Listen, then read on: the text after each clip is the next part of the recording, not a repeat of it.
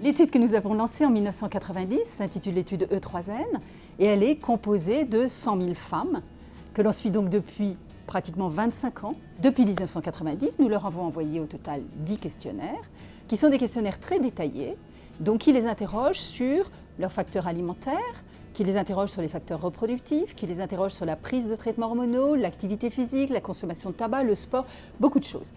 Et également donc sur l'évolution de leur état de santé, c'est-à-dire est-ce que depuis le questionnaire précédent, vous avez eu un ennui de santé, bien évidemment un cancer, puisque c'est la pathologie qui nous intéresse en priorité, mais on les a aussi interrogés sur la survenue de maladies cardiovasculaires, le diabète, les fractures ostéoporotiques, l'asthme, vraiment énormément de sujets différents qui nous permettent maintenant d'avoir une base de données extrêmement riche.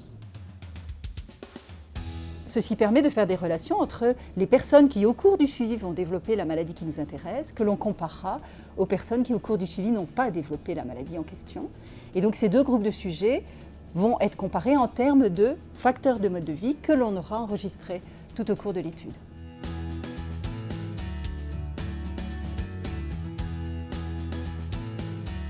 Un des résultats importants de l'étude E3N a été sur la relation entre prise de traitements médicaux de la ménopause et risque d'un certain nombre de pathologies, en particulier de cancer du sein, qui ont abouti à modifier les habitudes de prescription puisque certains traitements étaient à augmentation de risque et d'autres, justement, n'aboutissaient pas à une augmentation du risque de cancer du sein.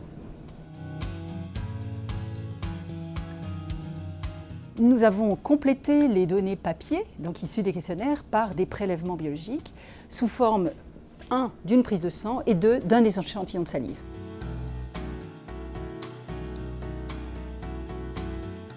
Les échantillons de sang que nous avons recueillis nous ont par exemple permis d'étudier la relation entre des concentrations en différents acides gras et le risque de cancer du sein. Et un de nos résultats était que des femmes qui avaient des concentrations élevées en acides gras trans étaient à risque élevé de cancer du sein. Donc c'est quoi les acides gras trans? Ce sont des acides gras que l'on trouve dans la mauvaise alimentation, une alimentation industrielle, disons. Pour l'avenir, nous prolongeons E3N avec une nouvelle cohorte qui s'intitule E4N pour enfants des femmes E3N. L'un des objectifs de E4N est justement de recueillir des données sur des expositions qui ont eu lieu déjà tôt dans l'enfance. Nous allons interroger les conjoints, les enfants, les petits-enfants des femmes E3N dans l'idée de faire une cohorte familiale. Je voudrais remercier la Fondation de France pour ce grand prix qui m'est attribué aujourd'hui et qui va nous permettre de continuer à travailler sur E3N et cette grande base de données considérée comme un véritable patrimoine scientifique national.